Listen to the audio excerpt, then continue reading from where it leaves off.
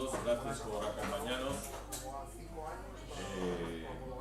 por estar aquí en La Locura, en la presentación de Faustino Álvarez, en el libro que se titula Flora. Del autor decir de forma muy resumida que fue catedrático de inglés en los institutos Calderón de la Barca de Gijón y escultor Juan de Villanueva Anciero, que a lo largo de la vida tuvo... Perdón, en Mieres. Y en Mieres. ¿En Mieres en qué ir? En Bernaldo. No, fue instituto mío, que fue instituto mío en COU y después di clase ahí también. Esta clase que a lo largo de los años de la vida tuvo diversos cargos institucionales, director de política y lingüística. No sabía hoy hablando por la mañana que hubiese sido el primer director de la oficina. El creador de la oficina. El creador de la oficina. Fue director general de Juventud, fue diputado en la Junta General del Principado en 2 legislaturas y además fue director del Instituto de Administración Pública Adolfo Posada y ahora pues con el momento adecuado escritor. Hace nada, apenas unos meses, gracias a su iniciativa y al apoyo de la Fundación José Barreiro, por cierto vamos a hacer un alto para recordar una vez más, y todos serán pocos, a nuestro querido Adolfo, pues digo, gracias al apoyo de la Fundación y a la iniciativa de Faustino, pues se publicó, se editó Memorias de Tatiana, un libro de Vienense Jesús Ibáñez y de su paso por la Unión Soviética.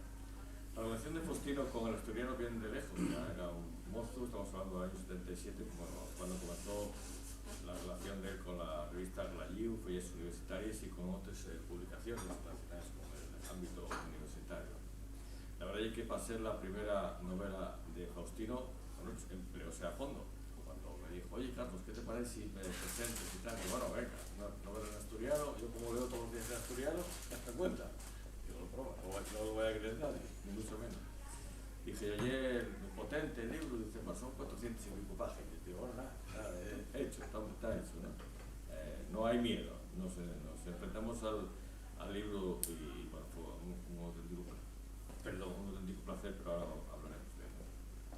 Digo que nos entrega 400 páginas en asturiano y de una consistencia potente que llegue capaz de aligerar dos cosas.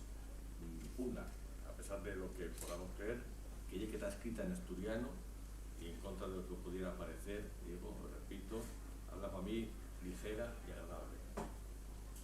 El asturiano, a nuestra lengua, y es muy agradecida porque cuando se lee llegues a identificarte tanto con las palabras, con la forma, con las expresiones, que te llegues a decir a ti mismo, pues yo soy de esa parte del mundo, de esta parte del mundo, de esta cultura, quiero recuperarla si es que la perdí. Yo creo que hablaremos de eso, lo hablamos esta mañana también. Entonces, me decías esta mañana, igual somos los últimos, la última generación nativos parlantes de guajes, ¿no? O acercados, por lo menos, ¿no? Ya que, bueno, el abandono de los pueblos y con ellos el abandono del asturiano así lleva una consecuencia natural, ¿no? Estaba de una anécdota del lenguaje de algún amigo cuando yo era un chavalín, ¿no? Yo que me gusta reconciliarme con la lengua, si es que algún día me dejaré ella, siento la necesidad de subirme en esta barca, en este barco, de todo lo que signifique además defensa, potenciación y también sumarme a esa lucha a la que Faustino dice, no quiero dar importancia a eso, pero yo quiero repetirlo. Contra ese grupo que cada día tiene menos importancia y no hay que darles, pero que siguen, o no sé si yo lo dejaron de hacer ya, o de patear en el Campamor cuando se anuncia la obra que se va a ver en distintas lenguas, la anuncian y también en asturiano. Cuando dicen que cuando hablan asturiano, pues hay unos cuartos y les gusta, bueno, totalmente patarse el suelo. Llamar la atención. Llamar la atención, siempre. Decía una, que Flora está escrito en asturiano y dos, que Flora y para mí, pura prosa poética. Pero no tanto porque pudiera acercarse a la lírica, sino porque por el carácter que logra estar en los personajes. Internándolos dentro de momentos y de parajes que pudieran llegar a ser agradables y sin embargo no hay en ellos a lo largo de la novela, cuando la vas leyendo, lo que yo considero que también que hay que decir, una inevitable sensación de tristeza y de derrota, ¿no? A pesar del impulso natural que tiene Flora para reivindicarse y para luchar contra todo lo que sucede, ¿no?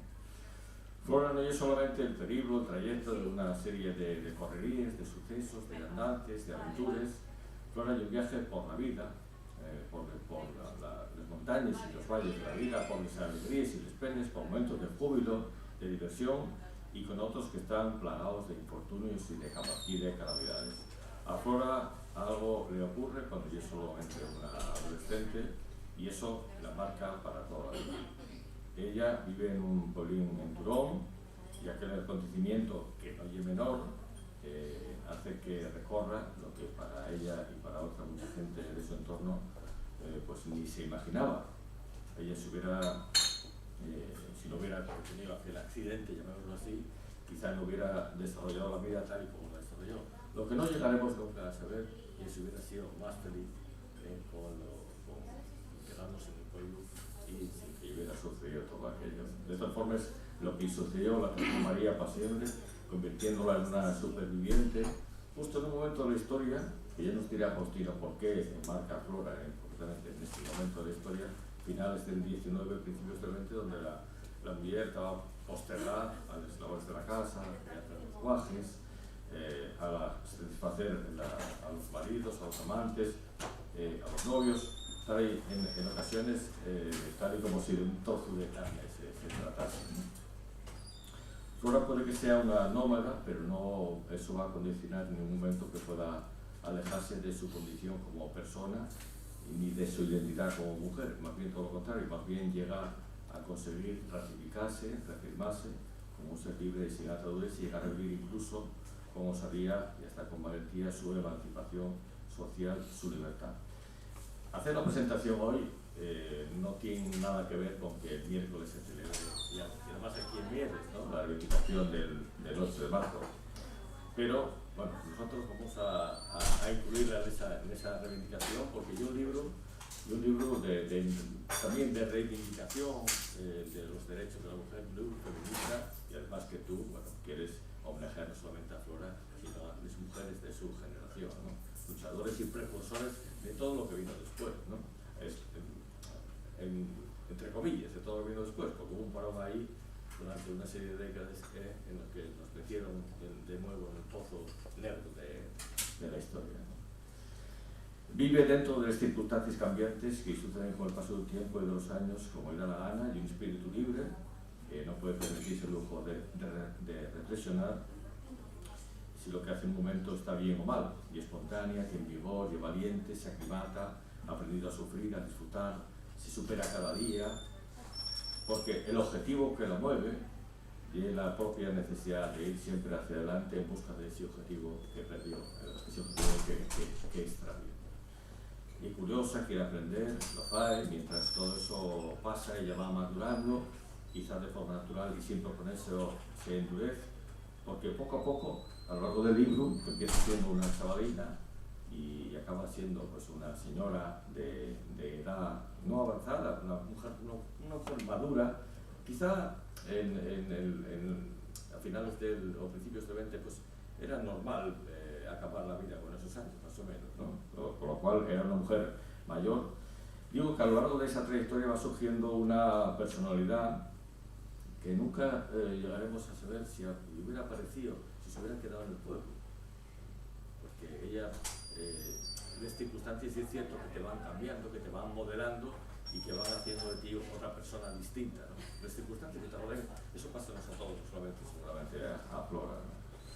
Esa ya es para mí la esencia del libro, la sustancia, ella y los personajes que van entrando y saliendo de su vida y que de alguna forma también la conformen, pero que sobre todo la enriquecen y hacen que sobresalga aún más en las páginas que tan firmemente escritas están por encima.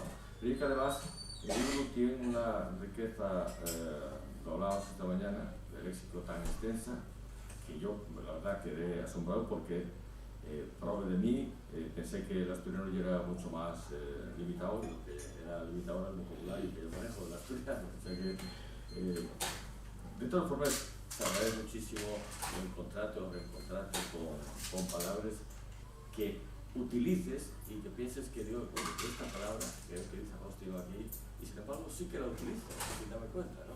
Con lo cual, eso sí que lo hace más atractivo al libro, y sin embargo le subrayé para que si tenemos tiempo después hablemos de cada una de ellas o les mencionemos por lo menos, ¿no? Tengo que reconocer que no soy un gran lector de textos en asturiano, lo tengo que reconocer, pero bueno, recientemente por estas cosas de las amistades, de los compromisos, del respeto a los amigos, pues leí La geometría secreta del azar y El silencio invisible de José Ángel Gallol, y también el último libro de poemas de Ángela Orellano, Las travesías de nómada. Después de ello, y ahora tras leer Flora, y mi obligación recomendar que será en asturiano, y por otra parte, bueno, hay que aprovechar cada foro en el que estamos, ¿no? Para seguir demandando y pidiendo a las instituciones que sigan apoyando y tejiendo y difundiendo el asturiano. Este año, bueno, pues en esta legislatura tampoco se pudo conseguir la oficialidad del asturiano, vamos a ver en la siguiente, y bueno, quizá de ello también podamos hablar por el momento que es lo que nos va a cambiar en el día a día a todos los asturianos esa circunstancia, ¿no? Dicho esto, vuelvo a Flora para destacar algunas de las cosas dichas anteriormente. En detalle, la minuciosidad cuando descubre caminos, costumbres, mercados, la vida de los pobladores, el inicio del libro de la aldea de Torón, que la vida que lleven casi nos retrotrae a medievo, muchos años antes, ¿no? Cambió durante quizás unos cientos de años, la vida era igual en los pueblos, no cambió muy poco, ¿no? Era muy poco, ¿no? Y tres, una relación con el patriarcado que no se discutía ni se ponía en cuestión para nada, ¿no? Los encuentros sesores de juventud, la influencia siempre perversa de los curas y de los frailes y la connivencia de estos con familiares y con quien tuviera cuartos para comprar silencios y voluntades y ocultar lo que fuera menester, que fue en este caso lo que ocurre en el libro, ¿no? Una vida errante, nómada, la de Flora. No sabemos muy bien si tras la búsqueda de lo perdido o arrebatado, quizá huyendo de sí misma, cargando con un arrepentimiento que la devora por dentro, y por eso va siempre hacia adelante, siempre en la búsqueda para recuperar aquella equivocación que no sé si deberíamos disculparla porque al final de cuentas era solamente una cría, ¿no? cuando sucedió. Por otro lado, lo que ella misma nos espera es que en ese tránsito, en ese recorrido de la vida, va descubriéndose a sí misma, evolucionando, despertando, desarrollándose lentamente a través de las 400 páginas, pero que bien podrían haber sido unas cuantas más para seguir acompañando a Flora, disfrutando su ir y venir, padeciendo con ella, pero al mismo tiempo disfrutando de su creciente empoderamiento, con una capacidad para llegar a ser y a sentirse libre, que al final de cuentas lo que se transmite Flora con toda intensidad y que es lo que le da la gana en cada momento prácticamente. Así que sin poder demorar más, porque bueno, eso tendrán que hacer los lectores, a los cuales hay que recomendar que lea Flora. Nosotros aquí en Mieres, Pilles de Mieres, sabemos que tenemos que agradecerte, Faustino, que nos hayas regalado esta obra, como sabemos hacerlo aquí, por este aplauso.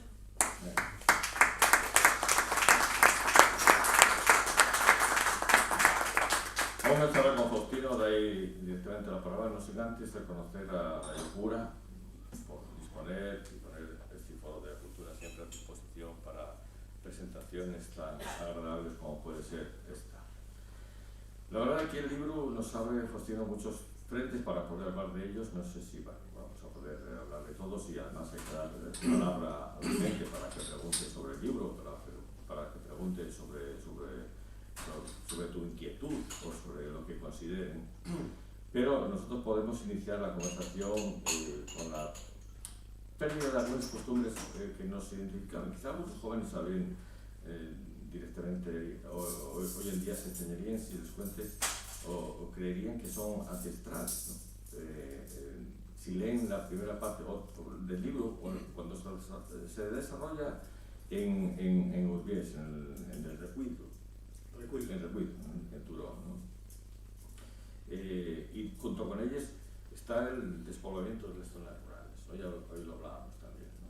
Y ese esfuerzo permanente que hay de las administraciones para luchar contra el despoblamiento, el riesgo de los pueblos, para luchar con lo que ahora modernamente se dice la España vaciada, pero recordamos de pie a pie, yo estoy de acuerdo también, ¿no?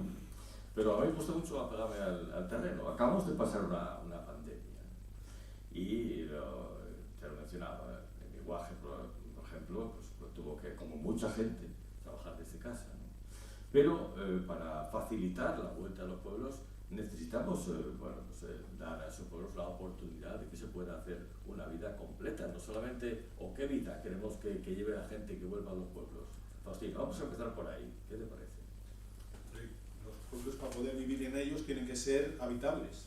Ese es el punto de partida. Sí. Entonces, para que haga gente de los pueblos, pues tiene que haber unas infraestructuras que queden en evidencia que a veces no les hay.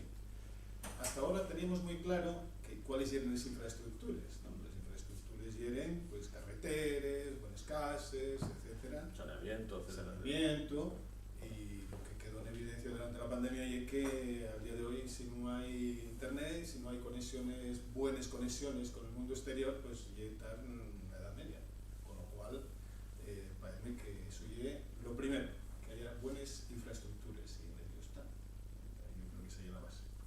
Lo que pasa es que, bueno, difícilmente vamos a convencer a los jóvenes para que vuelvan a los pueblos sin ellos. Van a volver solos. ¿Van a volver solos? Van a volver solos. Cuéntanos eso. En cuanto haya buenas condiciones, sí, estoy seguro que parte de los pacientes mozos va a volver. Está volviendo, de hecho ya hay sitios donde está volviendo. Y la prueba tenemos aquí en Asturias, sin ir muy allá. Tenemosla en Cabranes, que es un concello sumamente rural, muy despoblado, va unos años, donde empezaron a llegar gente mozo y están afianzándose con iniciativas nuevas.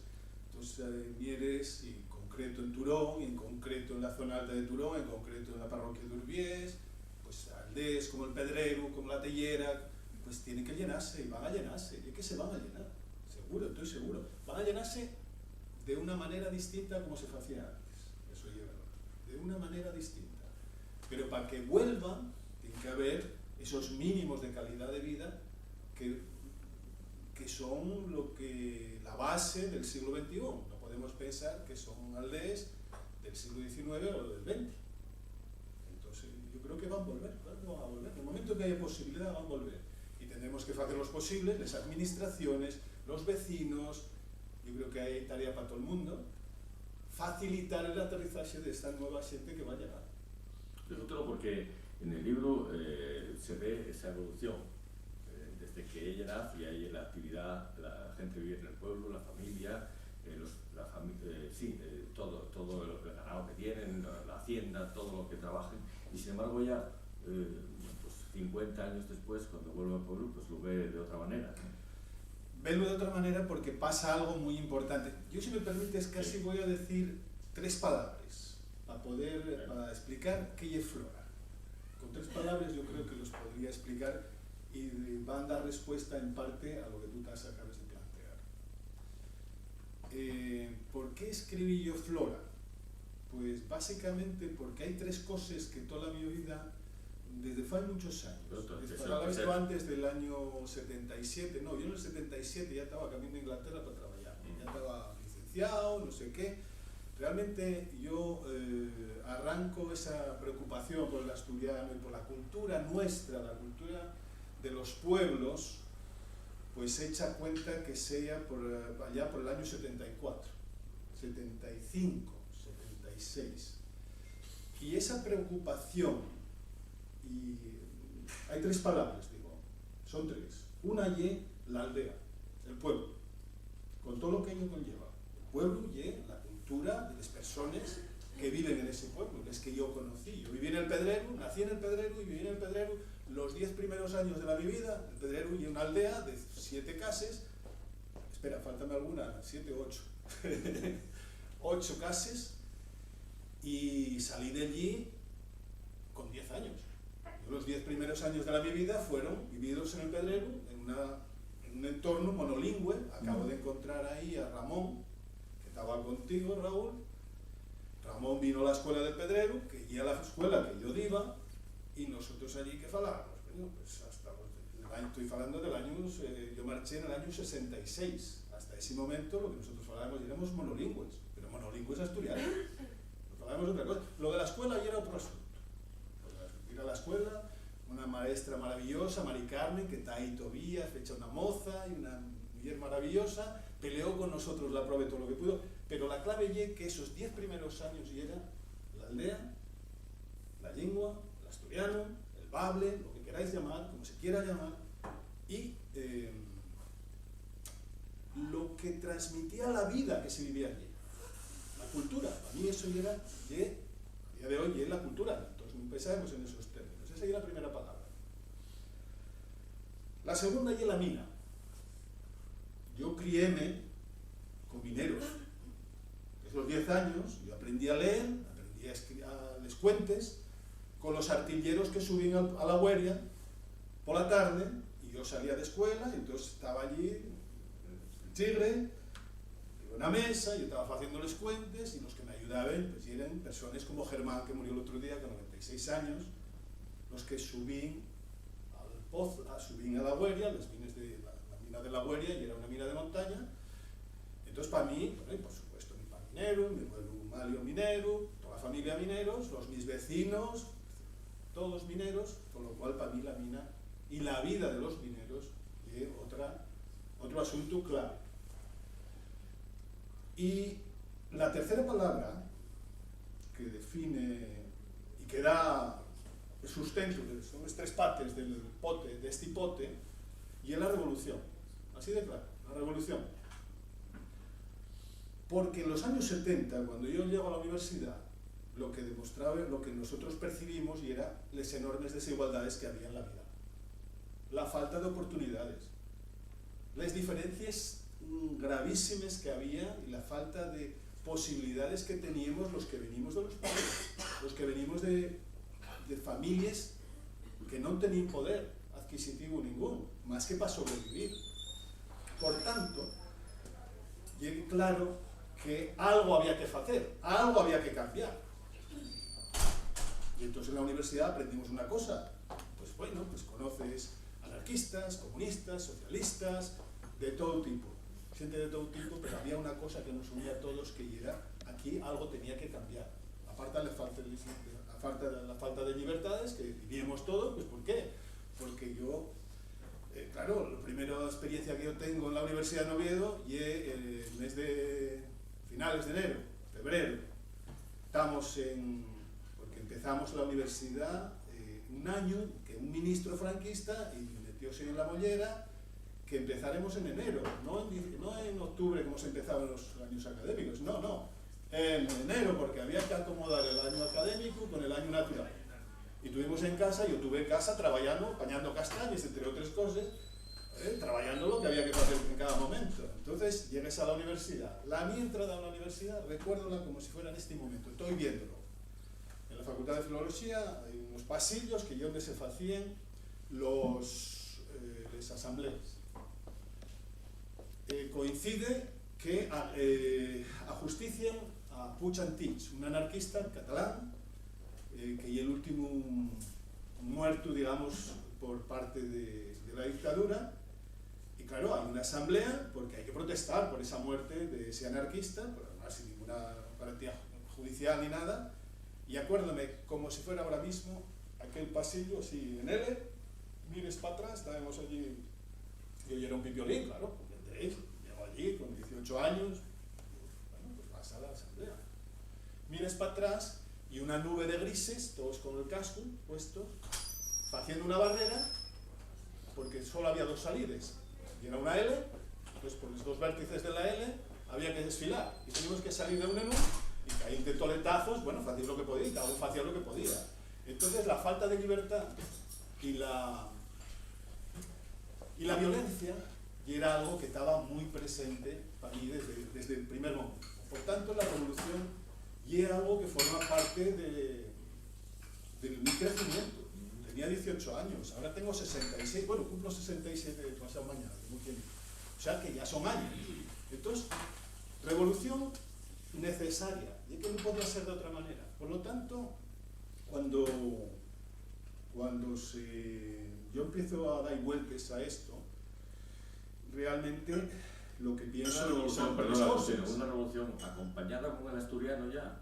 ¿O el asturiano surge poco después? Porque bueno, realmente ya se dice... Va de la mano. Va de la mano. Porque claro, una cosa que nosotros percibimos cuando tú llegabas a la universidad era... A ver, yo tuve dos experiencias con el tema del asturiano. Uno cuando marcho a los 10 años, marcho a estudiar para Valladolid con unos frailes a los que tengo en grandísima estima porque era una gente trabajadora, preocupada, que nos inocularon los valores de la solidaridad por encima de cualquier otro asunto. Pero claro, había una cosa que era que estábamos marcados. Pues claro, imagínate, yo de los 10 años a los 11 años estoy en colegio, claro, entonces teníamos que pagar multas por utilizar términos en asturiano. Porque claro, no, eso ya era falar mal, eso ya no era aceptable. Bien, ese es el primer punto. Años más tarde, cuando llegues a Oviedo, ¿qué te encuentres? Bueno, aquí Mieres, Faigolcou aquí Mieres, cuando vuelvo, Faigolcou aquí Mieres, bueno, y aquí Mieres ya se notaba también cierta diferencia. Me siente que eso de los pueblerinos hablamos muy mal. Porque la capital, oye, eso es la capital. Los de Turón somos un poco burrinos y un poco no sé qué, pues la capital, oye, era una cosa muy seria. Y llegues a Oviedo y aquello ya era el colmo. Entonces, hay una sensación ahí de que lo tuyo no vale para nada. Por tanto, empiezas a cuestionarte cómo que no vale para nada. Entonces, ahí coinciden las fechas, en la aparición de Concello Bable. Concello Bable fa unas propuestas que a mí suenenme bien. Que es la recuperación de la dignidad personal, y la dignidad personal no era la mía, y era la de mi pa, y era la de mi ma, la de los mis abuelos, los mis tíos, los mis vecinos del Pedrero, y era la dignidad de personas que falen de una manera, punto, y que no por ello son más incultos, ni son más tontos, ni nada por el estilo. Entonces ahí cuando se da en la mano, cultura popular asociada al asturiano. Necesidad de infraestructuras, que no sé si recordaréis, algunos aquí talludinos también estáis, que sabréis cómo estaban las infraestructuras del Valle de Turón, o arriba en Urbiés, cómo estábamos, cuando no había ni agua corriente. Bueno, esas cosas, problemas de todo tipo llegan, por mucho que el hábitat minero franquista quisiera decir que se había hecho muchísimo. Bueno, entonces son todas cosas que se van dando la mano. La cultura tradicional despreciada, incluida la lengua, las condiciones de vida, entonces está... Y es que no se diferenciaba. Falabas tú del Glayiu, que era una revista que hacíamos ya en el año, yo creo que fue el 76 o el 77, que era una revista que hacíamos en asturiano. Bueno, nosotros ya éramos la extremísima. Pero y es que tenía que ser así, no podía ser de otra manera. Pero y es que las juventudes socialistas con las que yo colaboraba, lo mismo, estábamos todos en lo mismo. No había diferencias de, bueno... Podía haber diferencias ideológicas, pues muchas cosas variadas que no vienen a cuento, pero todos teníamos muy claro cuál era el objetivo que teníamos que perseguir, que era superar un estado de la sociedad que condenaba a los de siempre. Porque no nos engañemos, los de siempre son los que están abajo, que no tienen nada, y que los que están arriba quieren que sigan sin nada. Bueno, pues eso es la base, básicamente ese es el planteamiento. Entonces, por eso te digo que la forma de falar, la lengua, el asturiano, el bable, lo que quieras llamar, la cultura tradicional, menorgada, totalmente abandonada, y después los cambios sociales. Esos son los tres partes que no se pueden separar. Y de alguna manera, y es lo que da pie, lo que me falla a mí pensar y me lleva, en último término, a Flora. ¿Por qué? Porque, bueno, y es un poco más complicado llegar a la Flora, pero básicamente esas son las tres palabras que dan sentido a Flora, porque buscando esa cultura tradicional, yo tengo que pensar quién eran las personas de las que heredamos nosotros esta forma de falar. ¿Quién eran? ¿Cómo vivían? Nosotros, yo viví en un contexto en el Pedrero, que nosotros realmente teníamos una cultura que llegaba directamente del Imperio Romano. y puedo decirlo antropológicamente. Yo eso llegué a entenderlo después a través de lecturas, de estudio y conocimiento, pero ferramenta, preseos, de todo, costumbres, la forma de comer, el tipo de comida que se hacía, el panchón que nosotros hacíamos, eso se remonta a la Baja Edad Media. Y a la Alta Edad Media algunas cosas de ello. Yo tuve que utilizar, y iba adelante liándoles vaques con el arao romano, porque allí no llegó el arao mecanizado del siglo XIX de Europa, porque se seguía utilizando, y ahí están para verlos todavía los araos que podéis ver en cualquier casa en el Perú. Quiero decir con esto que había que conocer un poco cuál era la vida y ser capaz de integrarla en lo que aprendimos. Yo aprendí mucho de muchos de los profesores que tuve en la universidad. Ayudarme a entender el baturicio que yo tenía en la cabeza. Y los compañeros y amigos que me ayudaron también. Entonces, unos en los aspectos lingüísticos, otros en los aspectos políticos, otros en los aspectos más sociales. Por supuesto, fue ir conociendo ese mundo y ser capaz de entenderlo. Y a la hora de entender ese mundo, una de las cosas que ya ahora Mauro, ya con unos años, y en sin pelo y todo eso, dices tú, coime. Entonces, claro, empiezan a encajar las fichas, ¿no? Y una de las cosas que descubrí, pues tú hablabas antes de Jesús Ibáñez, yo a través de Jesús Ibáñez, este revolucionario, un personaje muy peculiar, la madre ya era de Urbiés, él no era de Urbiés, no era nacido en La Gueria, ni en Urbiés, pero la madre sí era nacida en La Gueria, y fue un personaje que a mí me hizo pensar mucho. ¿Cómo es un paisano que en el año 1920 está en la vanguardia europea de la Revolución Mundial? No estamos hablando de cualquier yo, no, estamos hablando de alguien de mucho nivel. Y cuando pienses en eso, cuando pensaba en eso, digo, coño, y este como un analfabeto, por cierto, un autodidacta, como se dice más elegantemente, que aprendió cosas. Este era un hombre que tuvo en el origen del Partido Socialista. Fue secretario general o presidente, como se llamaba entonces, en 1913 de las Juventudes Socialistas en Oviedo. Participó en la creación de las Juventudes Socialistas y estuvo asociado a las Juventudes Socialistas de aquí de Mieres durante muchos años. Bueno, y muchas cosas más, ¿no? Entonces dice, bueno, y este personaje no era único, porque no era único, había muchos más. Entonces llegas a pensar, bueno, ¿y estos dónde se formaron? ¿En qué universidad se formó esta gente? ¿Dónde aprendieron?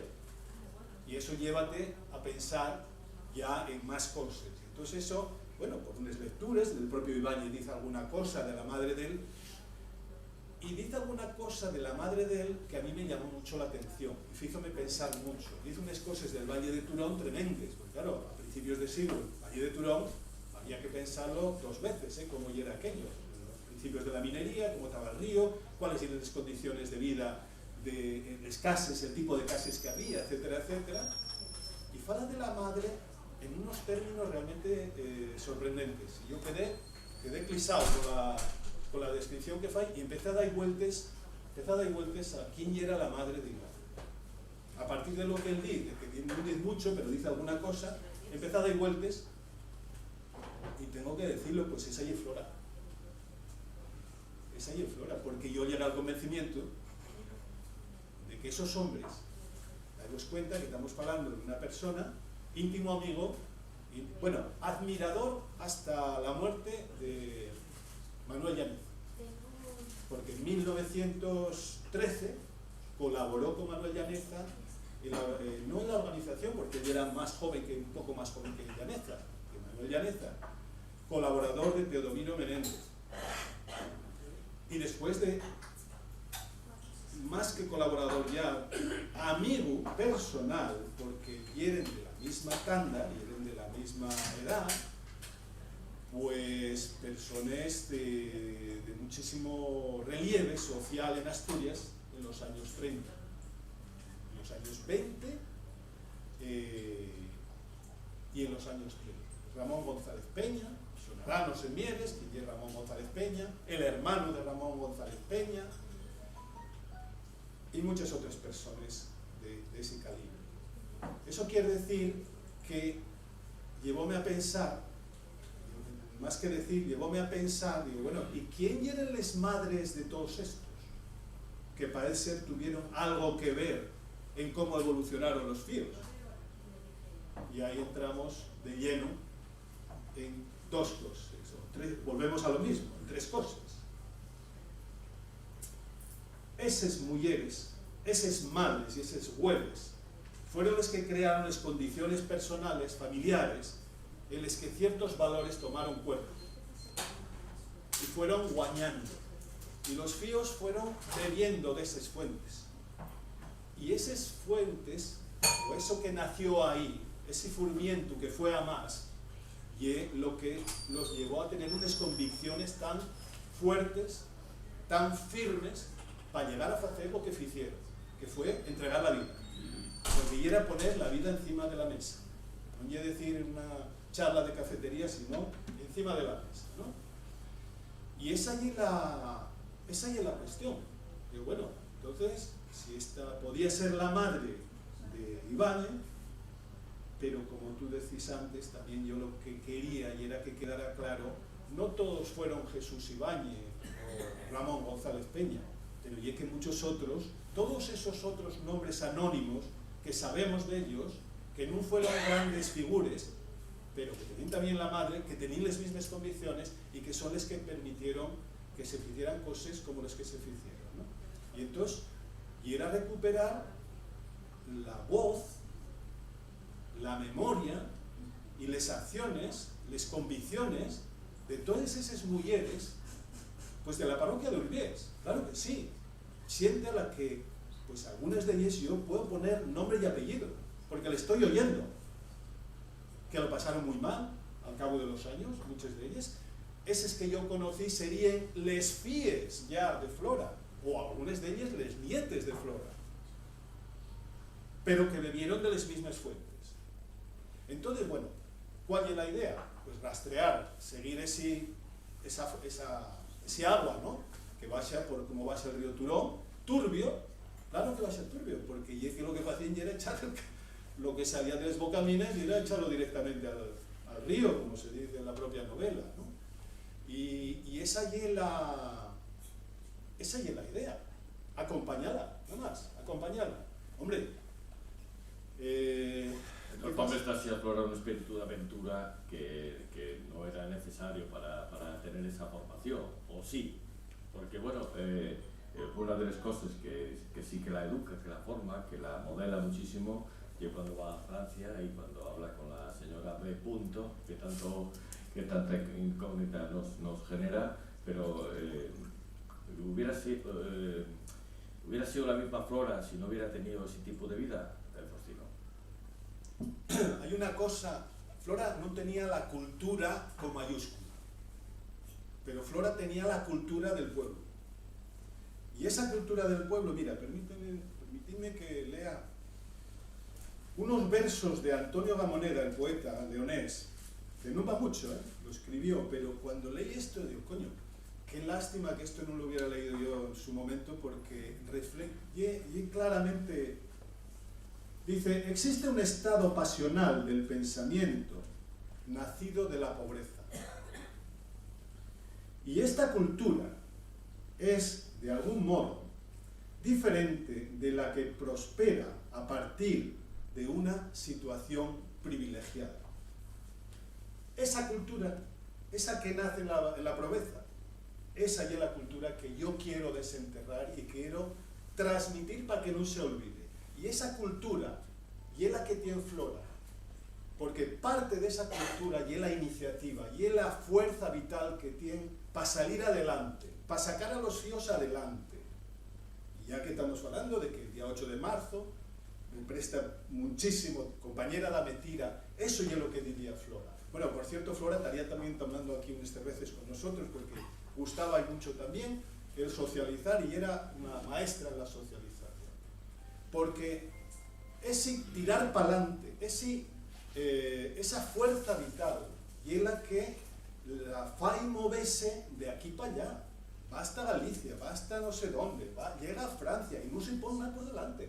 Y es que no se pone nada por delante, porque viene con una mochila, que ya es esa cultura popular del pueblo, que tiene los vicios, tiene muchos vicios, evidentemente que los tiene.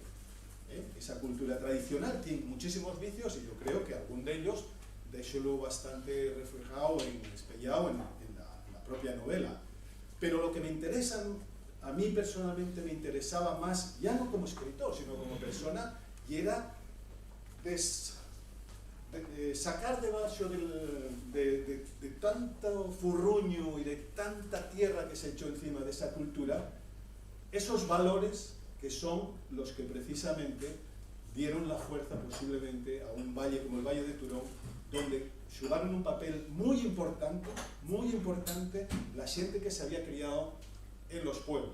Vino mucha gente de fuera, y es verdad, pero vino mucha gente, la mayoría de los mineros tenían raíces en les zonas de los pueblos, desde Villandio, siguiendo hasta Urbiés, pasando por la Solana, todos los pueblos de la Solana, Carcarosa, etcétera, etcétera, y esa gente es la que precisamente llevaba la sangre esa cultura. Pero tú cuando te propones hacer el libro, o te sientes y dices, bueno, voy a hacer un libro basado en la vida, o vamos, o asemejado de la madre de Ibáñez, ya tienes claro que y el mensaje que quieres transmitir, o el mensaje va saliendo a medida que tú vas escribiendo el libro.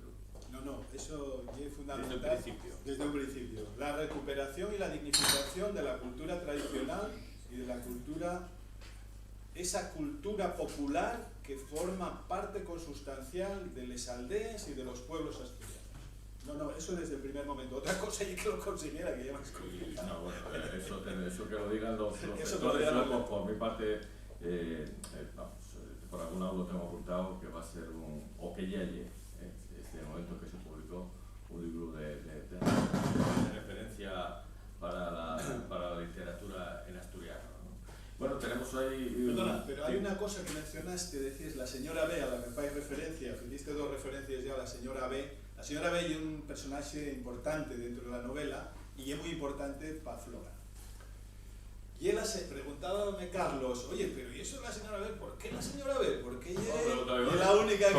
Todos los nombres son ficticios o son reales, dice, no, son ficticios. Lo que es real son los sitios, ¿no? Sí, los topónimos, los sitios. Entonces, ¿por qué no se hace ese juego con la señora B, punto, ¿no? La señora B. Desvélanos la incógnita de la señora B.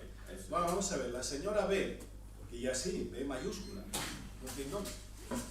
Podía ser la Ana Ozores, la regenta, podía ser Madame Bovary, pero podía ser también Virginia González, una mujer que a la que estoy seguro podía haber conocido a la madre de Ibáñez.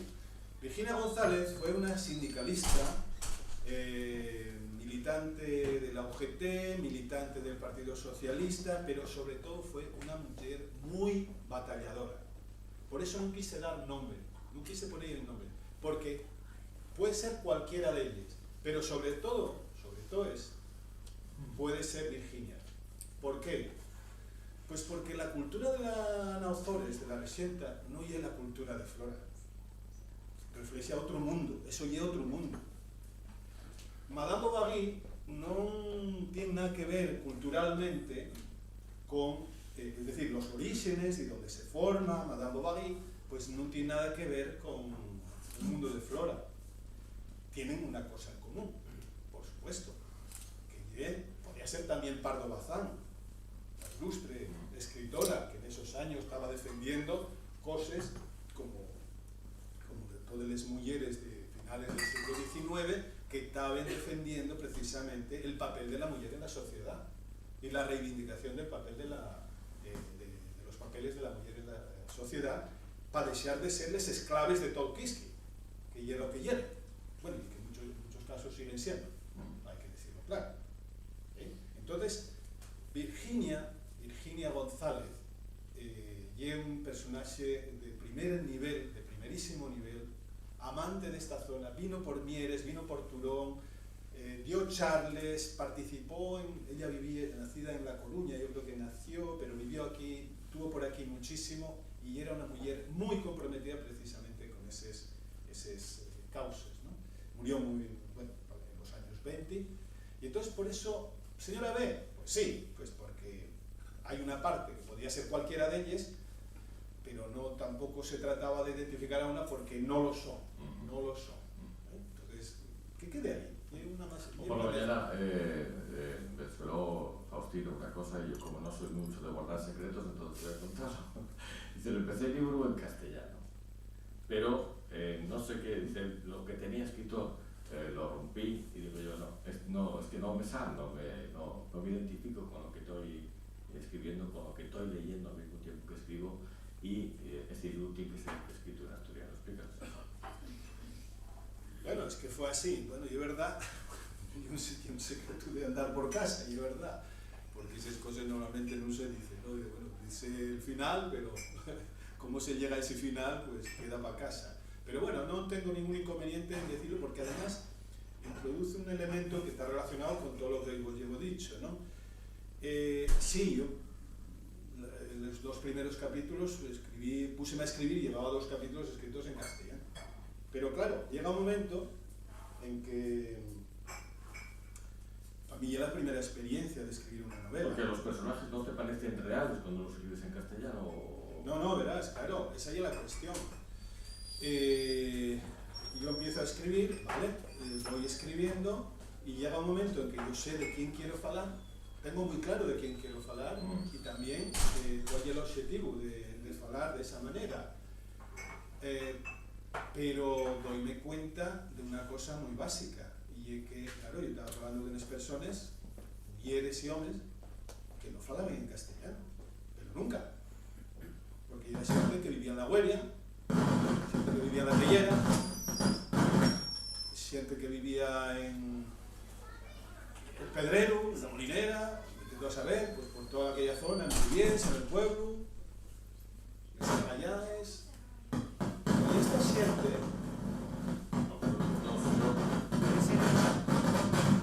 Debe ser el móvil, ponlo para allí. No, pero si lo tengo no, pero a veces me dicen interferencias. Sí, Ponlo no para sé, allí. igual falla interferencia.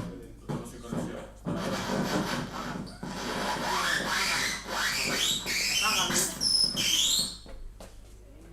No, lo cogí porque quería preguntar una cosa de... No está apagado, o sea, no... Voy hablando de viva voz mientras a ver Sí. si lo localizo. Venga, sí. Que se os oye bien. ¿Siéntese bien? Sí. Sí. Vale. Miro para arriba para que vaya más para allá. A ver, decía que yo, bueno, primero empecé a escribir y luego escribo 2 capítulos y llega un momento en que me doy cuenta que aquella gente de la que quería hablar, desde luego no falaban en la lengua que yo estaba escribiendo. Los diálogos eran imposibles. Y eran imposibles porque estamos hablando de 1885, 1890. Si en 1965 lo que yo sentía falar y era lo que conocía, ¿cómo coi me iban a falar ellos en este castellano perfecto? Y era imposible. Y llegué a la conclusión de que si me ponía a escribir en castellano, y era una traición absoluta al objetivo inicial, que es la redignificación de la cultura tradicional, la cultura del pueblo.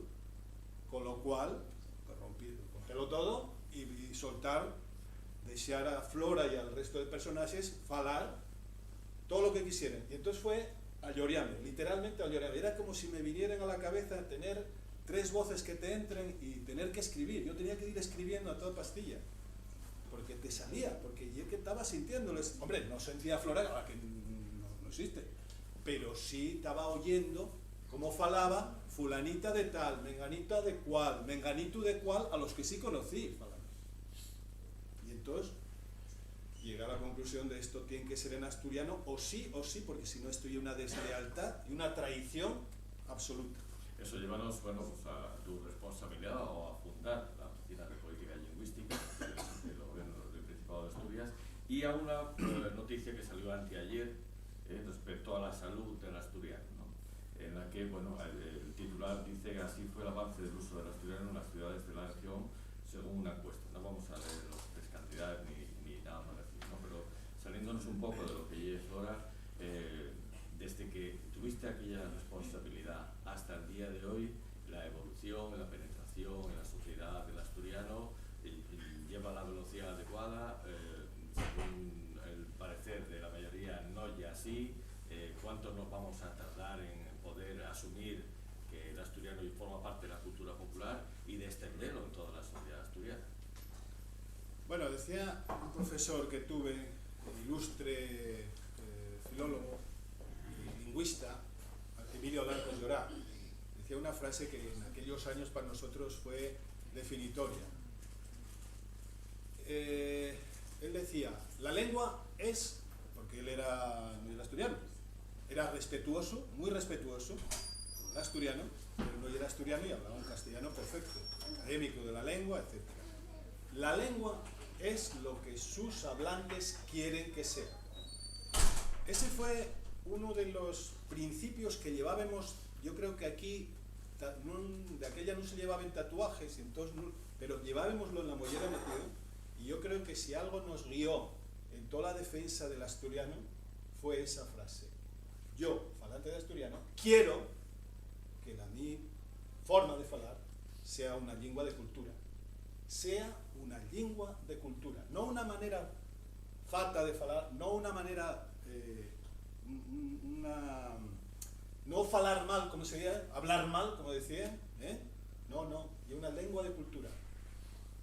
Y con ese espíritu trabajábamos, escribíamos, hacíamos lo que hubiera que hacer, traducíamos del inglés, yo estaba haciendo filología inglesa, traducíamos lo más vanguardista, queríamos demostrar que en asturiano se podía escribir de todo. Bueno, de hecho, para que os hagáis una idea del nivel que había en aquel momento de efervescencia, el último año de carrera mío, que fue en el año 77, 78, acabamos en mayo del 78, bueno, pues para la Navidad del 77, 78, no se nos ocurrió otra cosa que sacar un libro para vender libros, para pagar un viaje de estudios. Y el libro ya era antología de una nueva poesía en Bable, del arao a la pluma, que está ahí todavía, no sé si tendréis algún, la verdad es que ya es escasísimo, hay muy pocos ejemplares, para que vos hagáis idea, y los vendimos, y sacamos perras. Íbamos al Fontán, allí, los de quinto de carrera, íbamos al Fontán, después nos fuimos de viaje de estudios, pero eso sí, pegámonos unos pitances, pasámoslo de bien, que no os podéis ni imaginar. Pero ese ya era el nivel de compromiso. Sacamos ese libro, y ese libro que lleva, pues hay de todo, desde poesía que habían escrito personas que hasta ese momento, en algún caso, algún profesor mío, don José Benito Álvarez Builla, por ejemplo, que era un hombre que había sido represaliado, que escribía en asturiano y que casi lloraba cuando le pedimos unos poemas para publicar. Hicimos traducciones de clásicos del inglés, de los clásicos modernos norteamericanos, los más vanguardistas, Cummings, que era en aquel momento el no va más de la modernidad. Metimos de todo allí y sacamos todo. O sea que ese ya era el nivel de compromiso. Bueno, de aquella estaba todo por hacer. Y lo que había que hacer era muchísimo. Una normativización para poder escribir, porque el primer problema que teníamos es qué ortografía usamos. Claro, porque cada uno escribía a la manera de él. Y nosotros estábamos conscientes de ese miedo, estábamos conscientes del occidente, siente del oriente. Y cada uno escribía a su manera. Y entonces ahí, una de las iniciativas de Concello Bable fue los primeros cursos de escritura, de ortografía. Yo todavía tengo los apuntes por casa, entonces ahí estábamos, pues, el que fue después presidente de la Academia de la Lengua, el que es el actual presidente de la Academia de la Lengua, etc. Estábamos todos en ese batiburrillo. Entonces lo primero, aprender a escribir. Aprender a escribir quiero decir ortografía. A ver qué es. Bueno. Y después ya, claro, entramos en otro nivel, afortunadamente, tenemos elecciones democráticas, tenemos instituciones democráticas y tenemos un gobierno regional a partir del año 81 que tenemos un presidente que é sensible a estes asuntos, como era Pedro de Silva, y Pedro de Silva toma una decisión, aconsellado por algunas otras personas, de crear una oficina de política lingüística que permitiera al gobierno, de alguna manera, hacer política lingüística. En aquel momento, pues, era un momento donde nosotros estábamos muy por detrás de lo que podían estar los catalanes, que tenían una ortografía ya resuelta desde iba muchísimos años. Los vascos todavía tenían mucho problema. Hicimos con él, pues, ir a reuniones a Cataluña, reuniones en el País Vasco, reuniones en Galicia, que tenían unas guerras de la de coller, porque estaban engarriados, los que hieren lusistas, los que hieren normativizadores distintos. Bueno, y nosotros teníamos nuestros problemas. Pero el problema nuestro, sobre todo, y era la carencia y la falta de la escritura. Por eso tanta prisa en hay que escribir, estábamos todos escribiendo y éramos todos militantes de la escritura, no éramos escritores, pero había que escribir y escribíamos, punto, ya está. Y entonces llega un momento en que hay otro asunto clave, que era hablar en las escuelas. Fue el otro eslogan que defendimos en la calle, en muchos sitios, el Estatuto de Autonomía, y era lo primero, y después se va a hablar en las escuelas, que llegó a las escuelas. Empieza a haber las primeras experiencias de escolarización, y en ese momento donde ya un papel importante Tini Areces, al que sé que mucha gente después criticó y posiblemente tuvo unas opiniones y unas posiciones, pero fue la persona que, dirigiendo la educación en Asturias, en la Dirección Provincial de Educación, que se llamaba entonces, fue la persona que potenció y propició la primera escolarización en asturiano, del asturiano. 11 centros de la región que empezaron a escolarizar en asturiano, y aquello fue un logro importante, muy importante. Y bueno, y ahí, en ese contexto, y donde nace la Oficina de Política Lingüística, y a mí tócame, bueno, pues colaborar como buenamente pudimos y supimos hacerlo, ¿no? Dices tú, fuimos rápido, fuimos despacio. Yo creo que con el corazón, con la mano en el corazón, o con el corazón encima de la mesa, honestamente, a cualquiera que en aquellos años nos dijera que en menos de 30 años llegáramos a donde llegamos, no lo creería. Por eso digo, creo que avanzamos al ritmo que la sociedad nos fue permitiendo, al ritmo que la propia sociedad nos fue pidiendo. Las primeras encuestas sociolingüísticas hechas precisamente por Gerard Ramón, que a 3 días se presentaba, ese informe que presentó, decíanos que había una gente a favor de que se escolarizara el asturiano y otra gente radicalmente en contra. Una gente a favor de que se utilizara el asturiano para la televisión, la radio, etc. Y otros que estaban radicalmente en contra. Bueno, eso ya era la dinámica habitual. ¿Alguien cuestiona hoy día que el asturiano se puede utilizar en la radio, en la tele, en los periódicos, publicar? No, y es normal. Y la gran noticia, para mi gusto, y lo que salió el otro día, y que Yera decía, tengo ganas de ver la letra pequeña de esa encuesta, y esa implantación del asturiano en la ciudad. Eso es la mejor de las noticias, porque todos éramos conocedores de que sí, los que venimos de los pueblos, hablábamos de una manera determinada, teníamos una riqueza de vocabulario grande, todo lo que quieras, pero en las ciudades no. En las ciudades tardaban en entrar, y sin embargo ahora cambió. Porque bueno, entre otras cosas, porque en los pueblos no hay gente. Muy fácil. No hay gente, no puede hablar en asturiano. Los que queden sí lo falen, pero hay gente mayor, pero la gente mozo está en la ciudad. Y bueno, parece ser que la gente mozo sí está por la de abajo. Por lo tanto, yo creo que hay un buen momento. Y lo único que hace falta, pues a lo mejor es que haya una mayor presencia, lo que llamo la socialización del asturiano, que se fale más en el día a día. Y no tiene por qué ser un asturiano ahí refecho de la escritura. No, un asturiano normalín, corriente, que fales con la gente con la que estás tomando una cerveza o un café. Y entonces yo creo que lo que se avanzó hasta este momento parece importantísimo, muy importante, y lo que pase de aquí para adelante, pues eso, amigo, lo que digan los asturianos, y los asturianos que falen, que por cierto, costábamos mucho trabajo que hubiera mujeres que escribir en asturiano y que falar en asturiano. En este momento son más las mujeres que falen y escriben en asturiano que los hombres. Hay mucho más favorable la actitud de las voces, la siente nuevo, que la de los paisanos. Eso también me parece que es un dato muy importante. Bueno, y lo que Flora nos dejó, y es la herencia de Flora. Bueno, volvemos a Flora para terminar, por si alguna cosina nos quedó de Flora, que Faustino quiera redondear, que yo un personaje muy atractivo y hay que vender el libro, con lo cual tienes ya eso, como decir los políticos, tienes un minuto para intentar vender Flora, ¿no? No, Flora véndese sola. No, yo no vendo Flora, no, Flora hay que leerla. Yo creo que Flora hay que leerla y si, o comprarla o ir a la biblioteca. Hombre, yo miento que en la biblioteca lo tenga, pero hay que leerla. La clave y leerla. Y mira, cuando presentamos la primera presentación que hicimos de Flora, dijo un escritor, el escritor que me presentaba, hubo varias personas que intervinieron, pero dijo una frase, Javier Las Heras, que es novelista y poeta en castellano, porque él siempre dice que siente mucho no poder hacerlo en asturiano, pero no lleva la lengua de él, por tanto, no lo falla. Y esto es lo que dice Javier Las Heras. El cierre de la intervención de él fue el siguiente.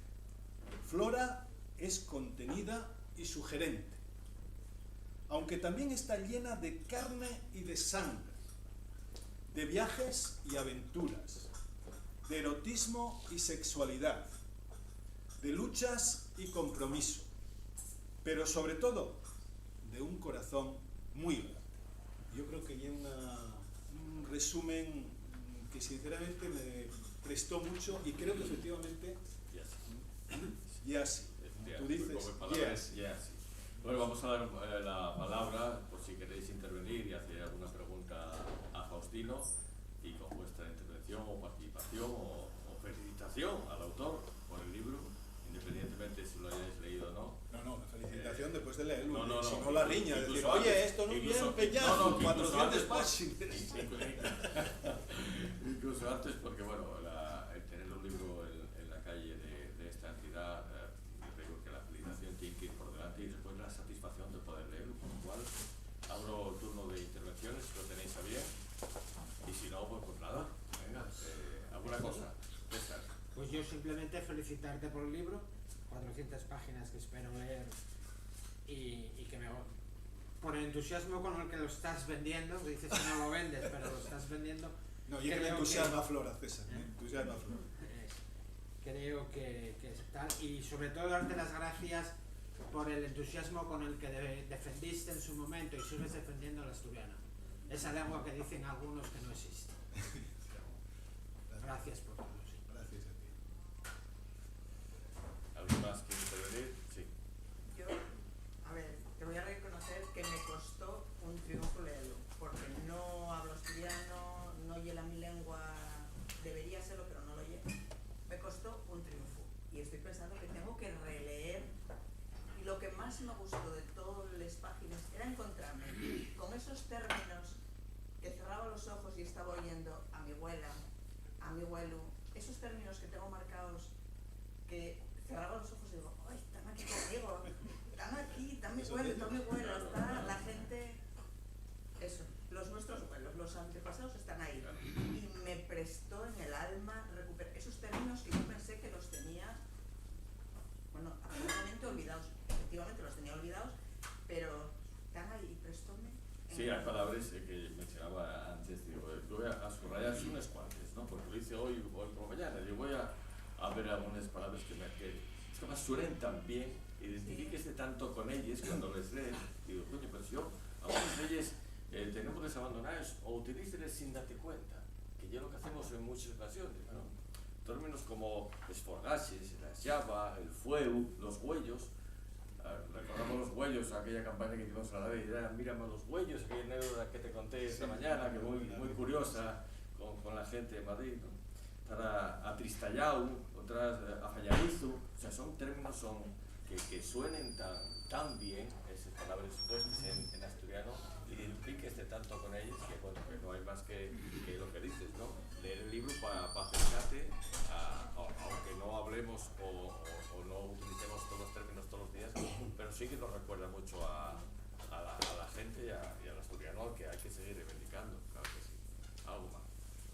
en ese sentido hay una cosa que me siento muy orgulloso de ello, más que orgulloso, contento. Resulta que después de presentarlo, presentámoslo en Xixón, y vinieron bellos compañeros, porque yo, bueno, estuve por varios institutos, estuve varios años en Xixón, y vino una compañera, catedrática de inglés, colega, que falaba un castellano, porque el padre era de León, y ella, bueno, yo siempre la sentí, bueno, podía decir alguna cosa en asturiano, pero mínimo, una terminación y punto. Y díxome, oye, pues voy a leerla. Nunca leí nada, bueno, leí muy poco en asturiano, ella sí había hecho algo, sí leí alguna cosa en asturiano, pero muy poco. Y al cabo de unas semanas, llámame por teléfono, oye, es que lloré mucho, y es que lloré muchísimo, porque resulta que esta mujer, una señora de 70 y muchos años, y la madre, y parece que ella, la familia materna, son de Piñule. Y entonces estuvo contándome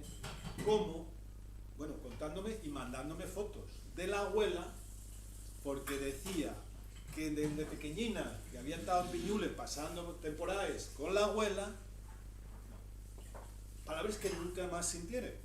Y entonces, al escucharles, al leerles, que había empezado a llorar acordándose de la abuela, que ya lleva una montonera de años que había muerto. Y mandóme la foto, que por cierto, y una foto que si llego a tenerla, y era la portada de Flora, porque era, vamos, una foto espectacular. Y hay muchas otras personas que me transmiten ese mismo sentir de cómo, bueno, personas que nunca leyeron nada en asturiano, que a mí quedo un poco sorprendido, y lo primero que faigo ya agradecer que a alguien que nunca lee en asturiano, agarrar estas 400 páginas, y es seria la cosa, y decime casi lo mismo, cómo los llevó a recuperar figuras familiares de muchos años que ya habían dejado de pensar en ellos. Entonces eso creo que por lo menos un migallín conseguí que esa memoria y esa cultura tradicional no se pierda. ¿Alguna cosa más? Bueno, pues entonces vamos a despedir a Faustino, agradeciendo hoy la presencia aquí en la Yocura, en Mieres, en tu pueblo, por cierto. A mi capital. Capital, bueno, vamos a reñir, más. Los de Turón. Nos pongamos pejigueres. Los de Turón siempre quisisteis ser la República Independiente de Turón. Mucho Turón, amigo, fue Turón y sigue siendo Turón. Vamos a dejarlo ahí. Son como los de Tolivia. Vamos a dejarlo ahí. Bueno, agradecerte de verdad, y de verdad, yo que sí que leí el libro, sí tengo los conocimientos suficientes como para felicitarte y como para adelantar que va a ser un libro de referencia en asturiano sin ningún tipo de duda. Agradecemos también la presencia de todos vosotros y nada, y si despedimos a Faustino con... Bueno, gracias a todos.